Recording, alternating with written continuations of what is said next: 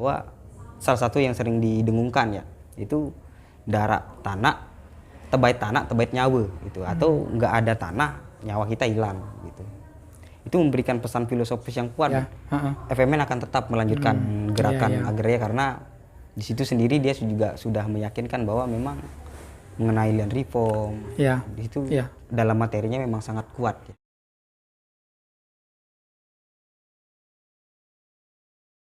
Barat. Yang pertama mengenai kawasan ekonomi khusus ya di Kuta Mandalika, kita melihat bagaimana pembangunan yang begitu pesat, kemudian melihat juga di sektor pertambangan yang kemudian juga membutuhkan lahan yang sangat luas di situ. Nah, saya ingin berangkat dari satu istilah penting sebenarnya, yang juga sebenarnya juga disinggung dalam buku ini tentang feodalisme. Di feodalisme itu adalah penguasaan atas tanah, akan tetapi itu hanya pada segelintir orang. Nah, dari istilah itu saya ingin memperluas ini dari hasil investigasi dan studi yang kawan-kawan Front Mahasiswa Nasional cabang Mataram di sini lakukan sendiri. Juga bagaimana kemudian bekerja sama dengan kawan-kawan agra ya, khususnya petani, melihat bahwa ternyata di Nusa Tenggara Barat ini 70% dari luas Nusa Tenggara Barat ini ternyata itu dikuasai oleh korporasi-korporasi besar atau tuan tanah besar. Gitu, itu seperti korporasi-korporasi. Terlebih lagi dengan situasi itu sebenarnya membuat masyarakat sebenarnya coba diajak beradaptasi dengan situasi baru, akan tetapi karena tidak ada indeks pembangunan manusia di bawahnya sehingga itu tidak bisa berkembang. Nah, dalam pemikirannya Sartono yang saya kaitkan tadi dengan bagaimana mega proyek yang tadi, Sartono sudah membangun bagaimana sebenarnya cara kita melakukan dekonstruksi atas sejarah atas tanah itu sendiri. Di situ. Jadi dia memberikan pesan yang penting kepada kita bahwa jangan sampai melihat pembangunan yang begitu megah tapi melupakan tentang bagaimana sejarah tanahnya. Di situ. Saya mungkin sedikit ambil contoh. Itu sumbangsinya pemikirannya Soekarno ya? Sartono Kartowirjo. Dalam konteks kesejarahan melihat agraria, situasi agraria di Nusa Tenggara Barat. Yang pertama itu mengenai Kek Mandalika ini, mungkin saya sedikit agak fokus di sana ya karena kemarin udah balapan soalnya. Ya. Karena kemarin udah balapan ngelihat itu. Sebenarnya kalau asal usul mengenai di situ itu sudah dimulai karena kalau di sini ada istilah ngagum ya di situ, istilah ngagum. Ngagum itu orang yang bukan dari daerah itu pergi ke daerah itu untuk membuka ladang ya di situ. Ngagum itu pada tahun 1962 di situ. Nah, kan tetapi berselang waktu jadi si Soeharto naik, kemudian kawasan khususnya di Kuta Mandalika itu kena program revolusi hijau di situ. Kemudian sebenarnya tanah itu dikuasai oleh keluarga dari Cendana pada waktu itu di situ, dan itu dikerjasamakan dengan perusahaan-perusahaan besar. Nah, hal itu sebenarnya sejalan dengan bagaimana cara pemikiran Sartono ya, lagi-lagi tentang bagaimana seharusnya kita melihat itu secara sejarah sehingga tidak dalam hanya sekedar melihat itu secara kasuistik. Karena hanya berpijak pada teorinya saja, saya pikir itu juga dogmatis ya. Hanya melihat pada kasusnya itu hanya akan menjadi kasuistik. Nah, Sartono kemudian memberikan kita pesan yang kuat itu agar tidak jatuh pada persoalan dogmatis semata, tapi juga bagaimana melihat kasus itu sendiri di situ. Di situ ya kalau dari Sartono, misal salah satu ngambil contoh di Kuta Mandalika. Selanjutnya kalau dari pemikiran Mas Ri Singarimbuan yang seorang demografi dan juga seorang antropolog, saya ingin mencontohkan itu dengan bagaimana kasus yang distudi itu di Sembalun. Nah, karena memang Sembalun masih di tanah Lombok ya. Iya, Sembalun di Lombok itu ada sengketa agraria, lebih tepatnya mungkin konflik agraria antara petani Sembalun melawan PT SKI di situ. Nah, PT SKI Sembalun Kusuma Emas. Ya, di situ. Nah, begitu juga sebenarnya kalau dari cara pandangnya Mas Ri Singarimbuan ini melihat itu ada 150 hektar tanah yang dikuasai oleh PT SKI yang secara sejarahnya memang sudah dikuasai lebih dulu oleh masyarakat itu sendiri. Akan tetapi itu juga bagian kena dari programnya Soeharto ya, Revolusi Hijau. Akhirnya masyarakat di sana kembali turun, udah nggak bisa menggarap. Tapi tiba-tiba kemudian lahirlah perusahaan di sana soal perkebunan. Di situ. Iya. Di situ ada 150 hektar yang dikuasai, di mana kemudian ini sebenarnya perhitungan secara kasar ya di situ. Iya. Masing-masing satu anggota keluarga kaum tani itu anggota keluarganya itu 3 sampai 4 orang di situ.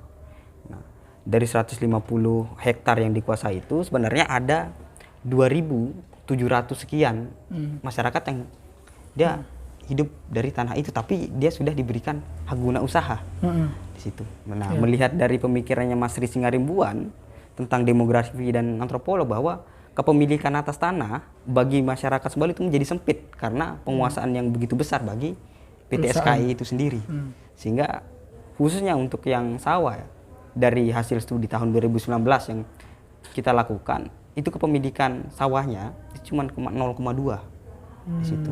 Di tengah masyarakat Sembalun ini setiap tahun dia mengalami peningkatan penduduk. Peningkatan penduduk, tapi tanah itu juga semakin sempit di situ. Nah, semakin sempit gitu ya. Semakin sempit. Jadi saya melihat bahwa Singarimbuan di situ melihat bagaimana kemudian sebenarnya relasi antara masyarakat kemudian dengan tanahnya itu memiliki filosofis yang kuat ya di situ. Salah satu misalnya ngambil aja bahwa salah satu yang sering didengungkan ya itu darak tanah, tebait nyawa gitu, atau nggak ada tanah nyawa kita hilang gitu. Itu memberikan pesan filosofis yang kuat bahwa ketika PT SKI ini dia menguasai sampai dengan 150 hektar, di sana ada 2.700 sekian masyarakat yang hidup, artinya PT SKI ini secara tidak langsung dia menguasai hikayat hidup lebih dari 2.700 sekian orang. Nah, saya kira di situ ya soal bagaimana kemudian penguatan Mas Ri Singarimbuan melihat situasi itu ya. Wah, menarik Bung. Wah, ini saya ngopi dulu, Bung. Siap. Saya mencerna dulu informasi Bung Tirta. Pertama yang saya apresiasi itu data yang Bung paparkan tadi itu detail sekali, gitu. Jadi kasus di Sembalun seperti apa, kemudian kondisi petani seperti apa, sampai ke soal yang angka-angka itu detail sekali itu. Menurutku informasi yang akan sangat menarik buat kita. Nah, kalau untuk yang terakhir, Bang, gimana? Mubiarto itu ada nggak yang bisa dijadikan pisau analisa gitu? Sebenarnya khusus untuk Mubiarto ini, saya melihatnya dia sebenarnya sedang memberikan kita satu prototipe bagaimana kemudian membangun ekonomi yang sangat kuat. Misalnya di Nusa Tenggara Barat. Kalau hari ini proyek mengenai pariwisata itu terus digencarkan tanpa melihat bagaimana situasinya, maka itu juga akan berdampak terhadap ekonomi masyarakat itu sendiri. Karena potensi utama di Nusa Tenggara Barat itu sendiri ternyata tidak dikelola oleh rakyat, tapi dikelola oleh korporasi besar. Nah, di situ kondisinya begitu di kita ya. Iya. Sehingga melihat pemikiran Mubiarto sebenarnya dia adalah seorang mengambil pandangan dari mazhab fisiokratis ya. Orang-orang yang juga bagian dari mazhab fisiokratis yang kemudian menganggap bahwa ya hari ini karena isu tentang agraria itu tidak terbahas, padahal itu adalah potensi besar, sehingga dia tidak memiliki basis sosial yang kuat sebenarnya di situ. Mubiarto itu melihat di situ, sehingga mungkin sedikit juga saya contohkan tadi kaitannya dengan misalnya mulai dari Sumbawa yang akan dibangun tambang. Kemudian di Lombok juga sudah ada KIK dan Perda PT SKI dan beberapa PT lain. Sampai dengan proyek pariwisata. Sehingga itu kemudian memaksakan pesan basis sosial yang memang potensinya adalah agraria itu dipaksakan untuk berpindah ke industri pariwisata. Yang industri pariwisata juga memang padat modal ya di situ. Sehingga benar-benar membutuhkan high school. Tapi saya melihat itu sebagai model bagaimana kemudian soal komputasi ya, ketika sebaik apapun sebenarnya orang itu, misalnya secanggih apapun teknologi yang diberikan, akan tetapi ketika yang make itu ternyata dia tidak kuat ya melawan arus macam itu, maka dia akan tersingkirkan atau teralienasi. Saya melihatnya seperti itu. Nah, Bung Miarto juga memberikan pesannya juga di situ, sehingga bagaimana kemudian harus membangun prototipe yang kuat ya dalam pembangunan basis sosial, khususnya di Nusa Tenggara Barat sendiri. Oke, Bung tadi udah nyebut Sumbawa, tapi kasusnya masih banyak di yang Bung cerita itu masih banyak di Lombok gitu ya. Nah, Bung bisa ini nggak kan NTB ini kan ada 2 pulau besar nih. Kalau misalnya Bung mau ringkas gitu, gimana sih kondisi atau sejarah keagrarian kita di Nusa Tenggara Barat ini, Bung? Ya, maksudnya antara Sumbawa sama di sini gitu, secara garis besar gitu.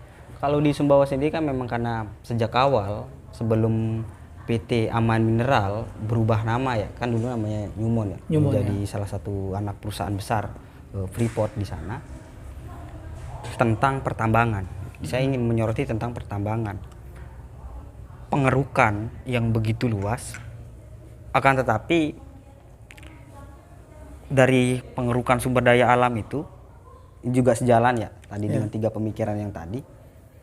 Ternyata itu juga tidak benar-benar memberikan dampak yang cukup signifikan ya, di situ. Terlebih lagi ketika Newmont itu sudah berpindah menjadi PT Aman Mineral di situ. Banyak kawan-kawan dari pekerja di sana yang di PHK dengan alasan restrukturisasi ya. Restrukturisasi karena sudah tidak sanggup lagi. Terlebih lagi tentang pembangunan smelter di situ. Terakhir, dari situasi yang saya dapatkan untuk pembangunan smelter berupa ancaman tentang intimidasi ya di situ, sebenarnya itu memang selalu menyertai dalam setiap pembangunan bahkan di situ. Melihat kondisi itu di Nusa Tenggara di Sumbawa sendiri untuk pembangunan tambang, terlebih lagi sekarang ada yang baru ya, PT Sumbawa Timur Mining yang kemudian itu adalah anak perusahaan dari PT Vale berkantor di Swedia. Saya melihat bagaimana sumber daya alam yang ada di Sumbawa itu banyak dikuasai oleh pihak asing. Oke, gini Bung, secara persentase gimana nih soal misalnya data soal penguasaan lahan itu gimana antara Pulau Lombok dan Pulau Sumbawa, gimana kondisinya? Apakah sama misalnya dengan yang Bung tadi sebutkan bahwa 60% gitu ya, penguasaan itu masih oleh korporasi, sama nggak? Rata nggak data itu antara di Lombok sama di Sumbawa? Kalau dari hasil studi yang kita lakukan ya, karena mungkin ini juga belum komprehensif sebenarnya, jadi memang studi yang banyak kita lakukan itu sebenarnya itu banyak di Lombok. Khusus untuk Sumbawa, mungkin itu hanya beberapa saja di situ. Kalau memang dihubungin sama kawan-kawan di sana untuk hanya sekedar cerita, itu hanya pergi di situ. Jadi memang belum pada level yang kita sampai studinya sampai terlalu dalam. Data yang bisa dipertanggungjawabkan gitu ya, kadar keilmiahannya gitu. Ya oke Bung, ini hal yang menarik nih. Kita kembali ke buku nih ya, khususnya untuk 3 pemikir ini. Bung tadi sudah cerita bahwa ketiga sosok pemikir ini dengan latar belakang akademik yang berbeda itu ternyata punya peran yang cukup signifikan, lepas dari soal kekurangan-kekurangannya ya. Tapi setidaknya memberikan sumbangsi terhadap pemikiran soal agraria. Nah, Bung, saya mau tahu nih, kalau di kita sendiri untuk kalangan akademis kita di NTB ini, ada nggak Bung pernah dengar, pernah baca gitu, pernah diskusi, ada sosok intelektual kita, kaum intelektual kita yang kaum akademis kita yang sebetulnya punya pemikiran soal agraria gitu? Kalau sejauh perjalanan saya, karena saya juga kuliah cukup lama ya, sudah 10 semester, jadi 5 tahun. Dari perjalanan saya 5 tahun melihat banyaknya buku yang saya baca, sebenarnya apalagi di hukum, itu hanya lebih berorientasi pada pengenalan tentang hukum agraria, dan itu pun sebenarnya adalah peninggalan hukum Belanda yang kemudian diperbarui lagi ya di situ. Akan tetapi yang kemudian spesifik dia membahas tentang bagaimana sebenarnya persoalan agraria sampai dengan seusia saya, sampai saya bisa berbicara di sini, saya belum menemukan ya. Belum menemukan gitu bukunya. Tapi kalau soal akademisi sebenarnya ada. Itu salah satunya adalah Prof. Widodo. yang cukup banyak melakukan advokasi khusus di bidang agraria. Nah, selebihnya dari perjalanan saya sampai dengan bisa berbicara di sini, saya tidak menemukan lagi tokoh intelektual yang benar-benar concern dan serius berbicara tentang agraria. Wah, berarti kita masih jauh lah ya. Yep. Karena kenapa saya bertanya ini, Bung, karena pemikiran tentang agraria itu selalu ditelurkan oleh orang-orang di pusat lah, kayak gitu di sana. Masa di kita nggak ada gitu. Tapi kalau dari cerita Bung memang belum gitu ya. Belum, untuk tidak mengatakan tidak ada gitu ya. Ya. Nah, oke Bung, tadi ini bicara soal pemikiran nih. Sementara Bung Tirta sendiri ini kan aktif dalam organ mahasiswa yang tadi sudah secara tidak langsung sih bisa disebutkan bahwa Bung juga mencari data soal kondisi agraria di kita gitu bersama teman-teman FMN dan Agra tadi ya, Aliansi Gerakan Reforma Agraria. Nah, yang saya mau tanyakan terakhir mungkin ini Bung. Dalam lapangan advokasi ini, kan teman-teman pasti melakukan advokasi gitu kan di gerakan akar rumput gitu. Apa sih yang masih menjadi PR besar kita untuk mendorong isu agraria ini kayak gitu di NTB gitu? Khususnya di NTB, saya pikir ini sebenarnya kaitannya tentang pendidikan ya, perguruan tinggi. Sejak awal saya sering melakukan diskusi-diskusi dengan beberapa kawan di kampus untuk kemudian mengkampanyekan situasi kawan-kawan di pedesaan untuk bisa masuk ke kampus. Akan tetapi kesannya terasa sangat sulit ya masuk di sana.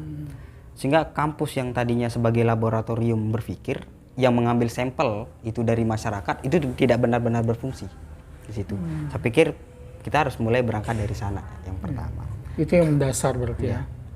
Kemudian yang kedua, karena orang-orang yang kemudian melakukan advokasi ini sebenarnya juga adalah orang-orang yang banyak berkepentingan sebenarnya. Mungkin saya sedikit cerita ya tentang pengalaman saya.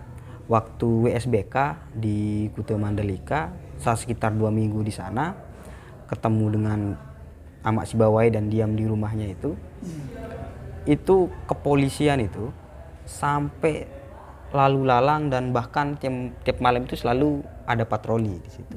Dan saya pikir di situ ketika gerakan intelektualnya itu tidak benar-benar tersentuh sampai dengan di level masyarakatnya sendiri, justru gerakan itu kemudian hanya sekedar menjadi gerakan yang tidak memiliki nafas yang panjang di situ.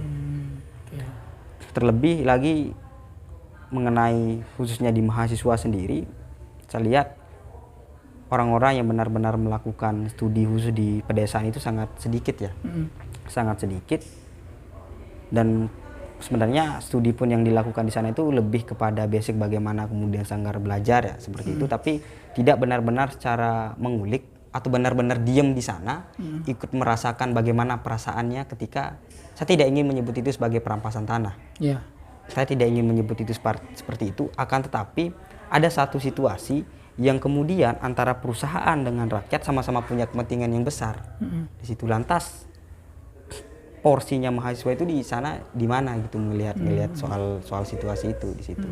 Terlebih lagi ya tadi mungkin saya nggak ingin sebut itu sebagai perampasan tanah, pada akhirnya kesimpulannya memang bahwa ngelihat dari cara berpikirnya Sartono yang mendekonstruksi, melihat cara berpikirnya Singarembuan yang kemudian melihat antropologi dan demografinya, sampai dengan Mupiarto tentang kompleksitas ekonomi, akhirnya saya juga tiba pada kesimpulan bahwa memang ini adalah kaitannya tentang perampasan tanah. Di situ. Itu susah sekali untuk dipungkiri gitu ya maksudnya. Susah sekali untuk saya bisa pungkiri situasi itu. Apalagi PR kita selain 2 atau 3 tadi itu? Saya pikir pendidikan, kemudian soal jaringan advokasi ya. Jaringan advokasinya, sama yang terakhir mungkin soal pendiskusian atau literatur tentang agraria yang sebenarnya itu juga perlu ditumbuhkan di masyarakat secara luas, sehingga itu tidak kemudian hanya terkesan sebagai kalangan intelektual saja yang bisa berbicara di situ. Dan sebenarnya saya ingin ucapkan ini di akhir. saya diundang podcast di sini sama komunitas teman baca itu sudah memberikan kelegaan sebenarnya bagi saya, bagaimana kemudian memberikan sedikit pengetahuan yang saya punya, pengalaman yang sedikitnya saya punya melalui instrumen komunitas teman baca yang memang bergerak di bidang literatur ya di situ, untuk benar-benar memperluas jangkauan tentang bagaimana seharusnya kita berbicara tentang agraria. Oke. Saya pikir di situ. Wah, asik sekali nih, Bung. Kita punya banyak PR ternyata ya. Ya punya banyak PR. Tapi FMN sendiri masih tetap ini ya, tetap konsisten dan masih stabil lah powernya gitu ya.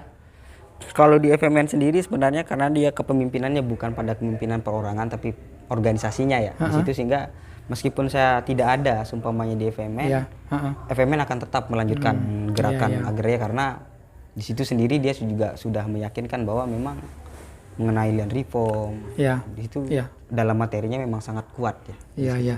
Oke, Bung Tirta, kupikir kalau kita bicara soal isu agraria itu tidak akan ada habis-habisnya ya. Dia memang mengikuti kenyataan kita di Indonesia bahwa kita masih bergantung pada pertanian gitu ya. Bung sepakat dengan itu nggak?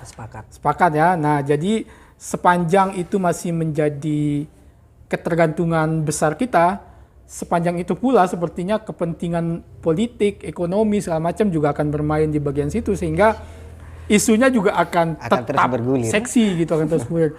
Oke, Bung Tirta, tapi kupikir apa yang sudah Bung jelaskan panjang lebar, khususnya terkait dengan kondisi di NTB, kupikir itu informasi yang sangat menarik. Setidaknya buat saya, dan saya harap juga itu yang didapatkan oleh penonton kita di sini. Nah gitu Bung Tirta, kupikir itu saja ya diskusi kita, sudah hampir 1 jam atau sudah mau satu jam gitu. Menarik sekali, kupikir masih banyak lah yang mungkin Bung Tirta merasa kayaknya masih belum cukup nih waktunya gitu ya. Tapi nanti ya insya Allah kalau ada kesempatan kita akan sambung lagi. Kalau misalnya ada teman-teman yang butuh diperdalam isu ini kayak gitu ya. Tapi berangkat dari pemikiran 3 tokoh ini, kupikir sangat menarik karena Bung Tirta sudah menyiapkan dengan baik, mencoba mengaitkan 3 pemikir ini, pemikirannya itu dengan konteks kita di NTB. Oke, kalau begitu terima kasih ya Bung Tirta sudah terima kasih banyak. Ya sudah mau memenuhi undangan kami untuk podcast.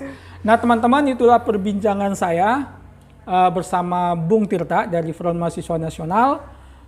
Kalau ada pendapat segala macam bisa kita diskusi di kolom komentar.